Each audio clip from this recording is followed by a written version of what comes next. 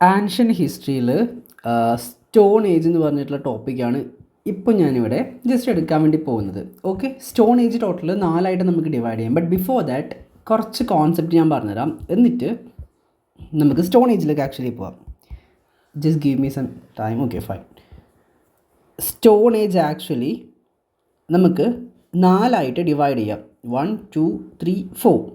Number 1 old stone age. Number 2 middle stone age. Number 3 new stone age. And finally copper stone age. Stone age അപ്പോൾ നമുക്ക് 4ആയിട്ട് divide ചെയ്യാം. Old stone age, middle stone age, new stone age and copper stone age. ഇതിൽ old stone age എന്ന് വെച്ചാൽ palaeolithic age ആണ്. Palaeolithic age.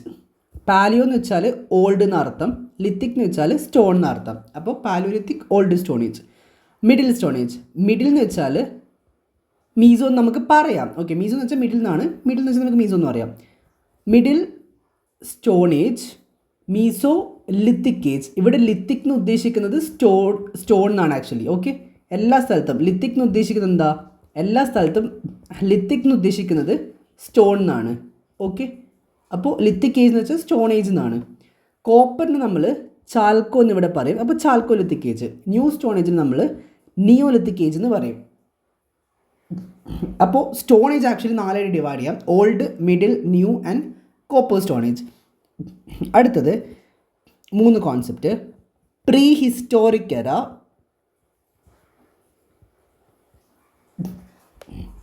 Proto historic എറ,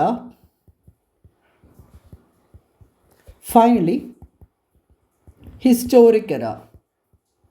pre historic era എന്ന് വെച്ചാൽ റിട്ടൺ എവിഡൻസ് ഒന്നുമില്ല, നോ റിട്ടൺ എവിഡൻസ്. അന്ന് കാലത്തെ ആൾക്കാർ അവരുടെ പാസ്റ്റ് എവിടെയും ഇൻസ്ക്രിപ്ഷൻസ് ആയിട്ടോ മാനുസ്ക്രിപ്റ്റ് ആയിട്ടോ എഴുതി വെച്ചിട്ടില്ല. അങ്ങനെയുള്ളത് നമ്മൾ പ്രീ ഹിസ്റ്റോറിക് എറ എന്ന് പറയും. സോ റീഡിങ്ങും പോസിബിൾ അല്ലല്ലോ, എഴുതാത്ത കാര്യം വായിക്കാൻ പറ്റില്ലല്ലോ. Reading is not possible. ഈ paleolithic age, mesolithic age, neolithic age, chalcolithic age, paleo, meso, neo, chalco, ഇതൊക്കെ വരുന്നത് പ്രീ ഹിസ്റ്റോറിക് പാർട്ടിലാണ്. എന്ന് വെച്ചാൽ റിട്ടേൺ എവിഡൻസ് ഇല്ല, റീഡിങ് പോസിബിൾ അല്ല. കിട്ടിയിട്ടുള്ള സ്കെലിട്ടൺ, ബോൺ പാർട്ട്, ഇതൊക്കെ വെച്ച് നോക്കി നമ്മുടെ പാസ്റ്റ് ഇതായിരിക്കും എന്ന് ഉള്ളൊരു അസംഷനാണ് പ്രീ ഹിസ്റ്റോറിക് എറ എന്ന് പറയുന്നത്. പ്രോട്ടോ ഹിസ്റ്റോറിക് എറ എന്ന് വെച്ചാൽ written evidence is there. Written evidence is there. Written evidence ഉണ്ട്, but reading is not possible. Reading is not possible. അതെന്താ റീഡിങ് പോസിബിൾ അല്ലാത്തത്? അവർ എഴുതി വെച്ചിട്ടുണ്ട് പാസ്റ്റ്, പക്ഷെ അത് അവർ പല പെയിൻറ്റിങ്സിലായിട്ടും പല ലെറ്റേഴ്സിലൊക്കെ ആയിട്ട് എഴുതി വെച്ചിട്ടുണ്ട്. പക്ഷെ അത് ഡീകോഡ് ചെയ്ത് ഡെസിഫർ ചെയ്ത് എടുക്കാൻ വേണ്ടിയിട്ട് ഇന്നത്തെ കാലത്ത് ഒരു മനുഷ്യനും പറ്റില്ല. മേ ബി അവരെന്തെങ്കിലും ചിത്രങ്ങളിലൂടെ ആയിരിക്കും അവരുടെ പാസ്റ്റ് പറഞ്ഞിട്ടുണ്ടാവുക, അല്ലെങ്കിൽ അവരേതെങ്കിലും ലാംഗ്വേജിൽ എഴുതി വെച്ചിട്ടുണ്ടാവാം. പക്ഷേ അത് ഏത് ലാംഗ്വേജ് അത് ഡീകോഡ് ചെയ്ത് ഡെസിഫർ ചെയ്ത് എടുക്കാൻ നമുക്ക് പറ്റില്ല. ഫോർ എക്സാമ്പിൾ, ഒരു മദിക എന്ന് പറഞ്ഞൊരു ലാംഗ്വേജ് ഉണ്ട്. അത് കറണ്ട് അഫെയർസിൽ കഴിഞ്ഞ വർഷം ഞാൻ വായിച്ചായിരുന്നു. അത് അറിയാവുന്ന വളരെ കുറച്ച് ആൾക്കാർ, എണ്ണാൻ പറ്റുന്നത്ര ആൾക്കാർ മാത്രമേ ഇന്ന് ആക്ച്വലി ഇവിടെ ഉള്ളൂ. സോ അവരുടെ കാലം കഴിഞ്ഞാൽ പിന്നെ ഈ ലാംഗ്വേജിനെ കുറിച്ച് അറിവുകൾ ആരും ഉണ്ടാവില്ലല്ലോ. അതേപോലെ പണ്ട് കാലത്ത് ഏതൊക്കെ ലാംഗ്വേജ് ഉണ്ടായിട്ടുണ്ടാവാം, അതിനെക്കുറിച്ച് ഇന്നത്തെ ആൾക്കാർക്ക് ഐഡിയ ഇല്ലാത്തതുകൊണ്ട് ഡെസിഫർ ചെയ്ത് ഡീകോഡ് ചെയ്തെടുക്കാൻ പറ്റില്ല.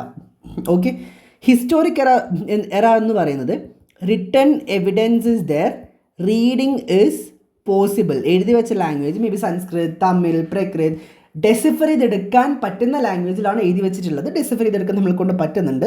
എക്സാക്ട്ലി അങ്ങനെയുള്ള കാര്യങ്ങൾ ഹിസ്റ്റോറിക് എറ എന്ന് പറയുന്നത്. സോ നമ്മുടെ പാസ്റ്റ് ഇതാണ് എന്ന് നമുക്ക് പറയാൻ പറ്റുന്ന ആകെ ഹിസ്റ്റോറിക് എറയുടേത് മാത്രമാണ്. കാരണം അവിടെ റിട്ടൺ എവിഡൻസ് ഉണ്ട്, റീഡിങ്ങും പോസിബിളാണ്.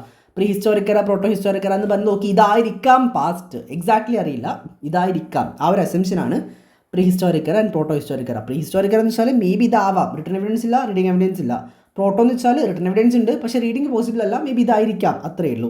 ഹിസ്റ്റോറിക് എറ എന്ന് പറയുന്നതാണ് പ്രോപ്പറായിട്ടുള്ള ഒരു എവിഡൻസ് എന്ന് പറയുന്നത്. സോ ഞാൻ താഴെ ഡിസ്ക്രിപ്ഷൻ ബോക്സിൽ വാട്സപ്പ് ഗ്രൂപ്പിന് ലിങ്ക് കൊടുക്കാം. ഇൻട്രസ്റ്റ് ഉള്ള ആൾക്കാർ ജോയിൻ ചെയ്യുക. അതിൽ നമ്മളിതിൻ്റെ മുമ്പോട്ട് എടുക്കുന്ന ഇങ്ങനെയുള്ള ടോപ്പിക്സിൻ്റെയൊക്കെ കൂടുതൽ ഇൻഫർമേഷൻസും ബാക്കി കാര്യങ്ങളും ക്യൂസ് അങ്ങനെ എന്തെങ്കിലുമൊക്കെ പ്രൊവൈഡ് ചെയ്യുന്നുണ്ട്. സോ ഇൻട്രസ്റ്റ് ഉള്ള ആൾക്കാർക്ക് അവിടെ ജോയിൻ ചെയ്യാവുന്നതാണ്. ഓക്കെ, പിന്നെ ഞാനൊരു കുഞ്ഞു പാർട്ടായിട്ട് ഇങ്ങനെയുള്ള ടോപ്പിക്സ് അപ്ലോഡ് ചെയ്യാം. നിങ്ങൾക്ക് ഏതെങ്കിലും ടോപ്പിക്സ് ഇതേപോലെ എടുക്കണം എന്ന് ആഗ്രഹം ഉണ്ടെന്നാണെങ്കിൽ കമൻറ്റ് സെക്ഷനിൽ ലെറ്റ് മീ നോ. ഞാൻ അത് ബേസ് ചെയ്ത് എടുക്കുന്നതായിരിക്കും. Okay, thank you so much and thanks a lot.